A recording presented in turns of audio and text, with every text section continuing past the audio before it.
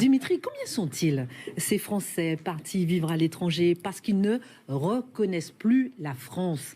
Dans un long article ce matin, le journal Le Figaro donnait à lire des témoignages édifiants de Français qui ont fait le choix de s'exiler parce qu'ils n'aiment pas la manière dont la France évolue. Oui, j'aime bien que vous employiez le terme s'exiler, parce qu'on peut s'expatrier, parce que votre boîte vous envoie vivre à l'étranger.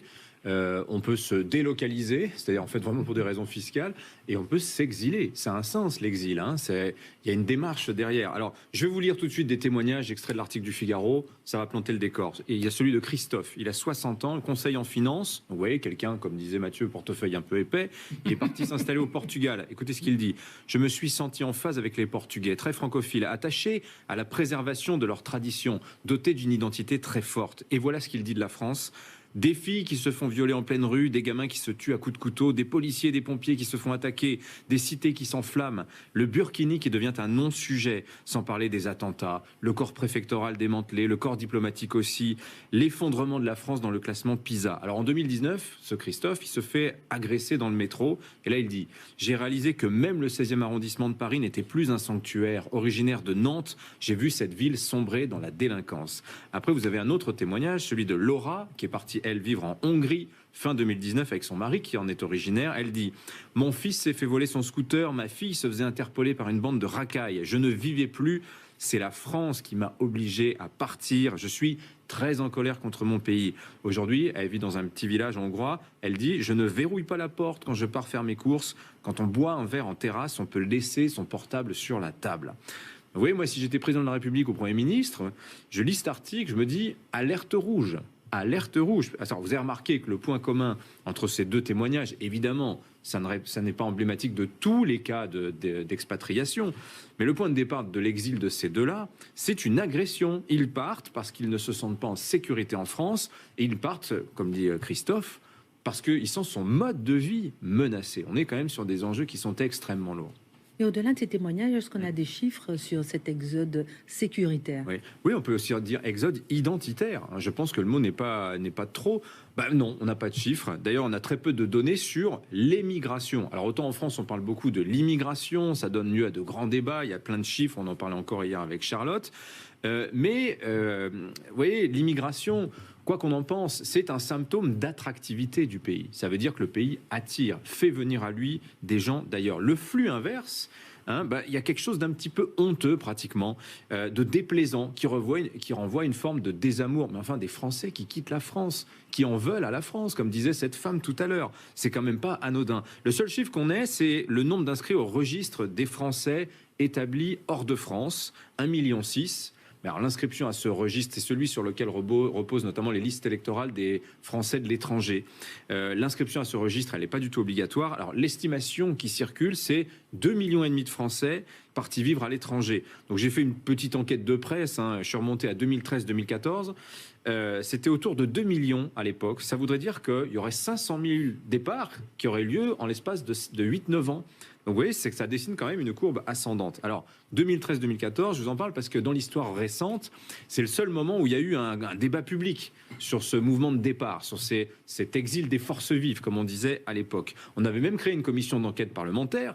Le rapport avait été rédigé par le député PS à l'époque, Yann Gallu, et les débats avaient été extrêmement vifs à l'Assemblée nationale entre la gauche et la droite. Alors la gauche soutenant que les départs n'étaient rien de plus, je cite le rapport, qu'un rattrapage dans le cadre de la mondialisation. Et en face, la droite répondait non, c'est à cause de François Hollande, c'est la pression fiscale, c'est le discours anti-travail, c'est le poids des normes, c'est le chômage, etc., etc. Mais enfin, vous voyez, on avait un débat qui était économique, en réalité, sur l'émigration, qui relevait davantage de ce que je vous disais tout à l'heure, la délocalisation individuelle, pour des raisons essentiellement d'argent. Alors, on se disait... On supprimera l'ISF, on fera quelques bonnes réformes, quelques bonnes mesures fiscales. On va stopper l'hémorragie comme ça. C'est ce qu'a fait Emmanuel Macron quand il est arrivé au pouvoir en 2017, d'ailleurs avec un certain succès, parce qu'on a loué le retour de l'attractivité française. Mais vous voyez que le succès n'a pas été total. Ça n'a pas endigué le départ, le flux de départ des Français. Donc apparemment, il y avait autre chose. Et comment ne pas se poser la question de cette autre chose quand une enquête datant de 2019 de la Fondapol révèle que 46% des Français de confession juive, 1 sur 2, ont déjà envisagé de quitter la France. Alors, où partent-ils, ces découragés de la France? Voilà, je pense que c'est tout à fait ça. Alors, pour les Juifs, évidemment, Israël, la Grèce, la Suisse, on a parlé du Portugal et de la Hongrie. Alors, citation de Viktor Orban en 2017, appel au monde entier, en tout cas appel aux Européens. Nous laisserons entrer évidemment les vrais réfugiés, les Allemands, les Néerlandais, les Français, les Italiens, les politiciens et les journalistes terrorisés, des chrétiens contraints de fuir leur pays qui veulent retrouver chez nous l'Europe qu'ils ont perdue chez eux. Vous voyez, Viktor Orban, là, il lance une politique migratoire identitaire, quand même, très clairement. Alors, le journal Le Monde, d'ailleurs, s'était intéressé au phénomène à l'époque, était allé à la rencontre de Français, notamment qui vivent autour du lac Balaton. Donc, c'est en Hongrie, c'est juste au sud de Veszprém, c'est le plus grand lac d'Europe centrale. C'est là où vivait d'ailleurs la fameuse Laura, dont je vous ai parlé au début de la chronique.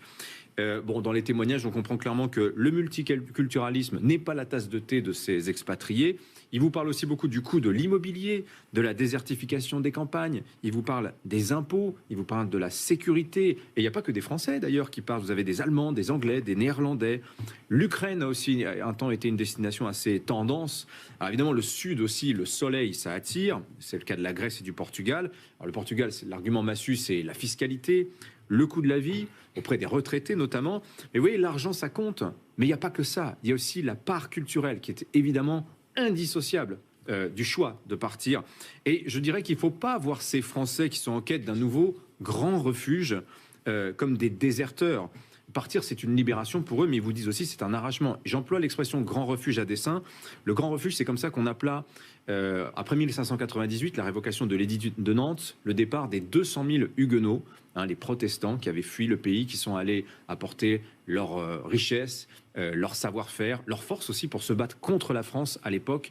Peut-être que pour ces Français qui sont partis pour des raisons identitaires, il n'est pas tout à fait inadapté de parler à nouveau de grand refuge avec un grand G et un grand R.